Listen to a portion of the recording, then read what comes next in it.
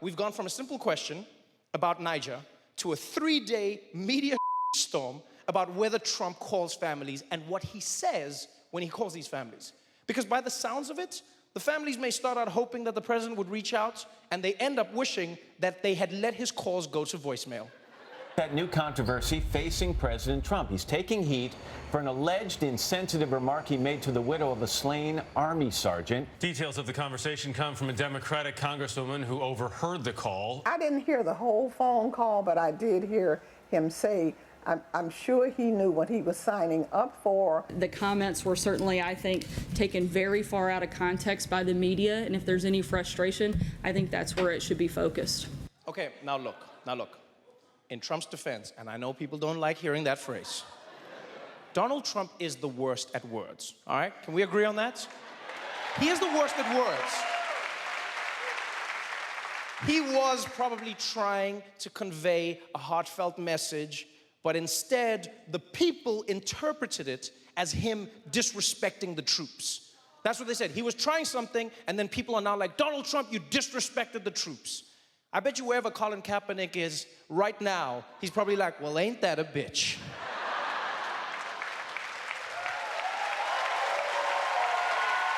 Because that's not what he was trying to do. And I don't know, I don't think we should be surprised that Trump offended this family. We've all heard him speak. We're offended every day. Like, what do you think? A phone is going to magically transform him into Sir Phineas the Eloquent? Like Trump's gonna be talking like, all these losers and haters, bing, bing, bong, bong, bigly. Hold on, I gotta make a call. Greetings and salutations. My soul is awash in a great flood of sorrow as I reflect upon your circumstance. Fare thee well. Right, where was I? Little Rocket Man! It's not gonna happen.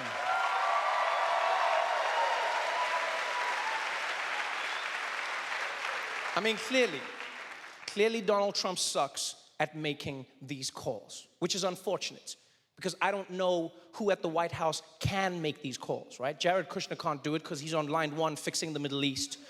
You don't want Sarah Huckabee Sanders calling because she'll tell you your son didn't die. And then 30 other people can't do it because they've all been fired. There's nobody who can make the calls. Okay, maybe Melania. Melania can make the call. That's who. Right? Although I don't trust her to not sneak in her own personal agenda. I wouldn't be shocked if she was like, I'm so jealous for the loss of your husband.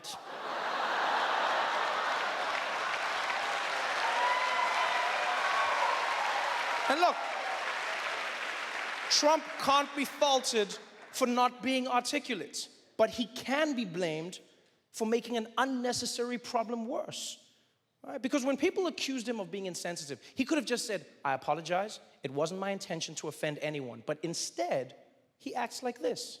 Didn't say what that congresswoman said. Didn't say it at all. She knows it, and she now is not saying it. I did not say what she said, and I'd like her to make the statement again, because I did not say what she said. I had a very nice conversation with the woman, with the wife, who sounded like a lovely woman.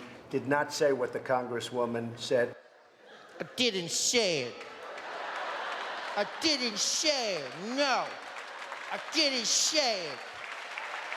No, I didn't say it. Come on, Donald. Just say you're sorry, Donald. But I didn't do it. I want to talk about my tax cuts. Donald, no, we're not going to talk about tax cuts until you apologize. I hate you. You're not my real voters. You know what, Donald? We didn't want you either, okay? You were an accident. There was a hole in the electoral system, and we're just trying to make this work, Donald. Now go to your room. So here we are. At the end of another week, going through another scandal that didn't need to exist. Because do you guys even remember what this press conference was about? Does anyone remember? It was Trump coming out with Mitch McConnell to say everything was going well.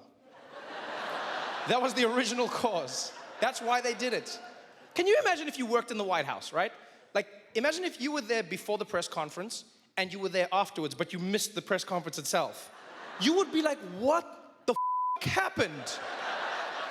Imagine, you'd be waiting there and you'd be like, okay, so this press conference, what are we doing, guys? And we'd be like Trump and Mitch and be like, oh, we're just going out.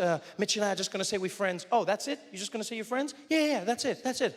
All right, cool. All right, this sounds easy. You know what, I'm gonna go take a dump. I'll see you guys afterwards, yeah? Yeah? And you come back like 10 minutes later and it's just like, yo, quickly, we need a list of Gold Star families. We're in a fight with a black lady in a cowboy hat and we need to borrow $25,000. What the hell happened? Just do it. Just do it. Every press conference, every single press conference becomes something else.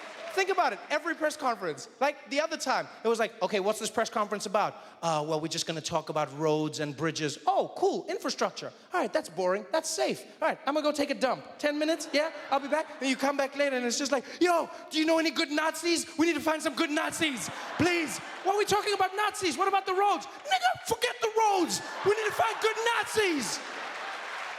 Off a cliff. It must be insane. Look, this problem isn't getting any better. So basically, if you're working for Trump, either find a new job or stock up on some adult diapers.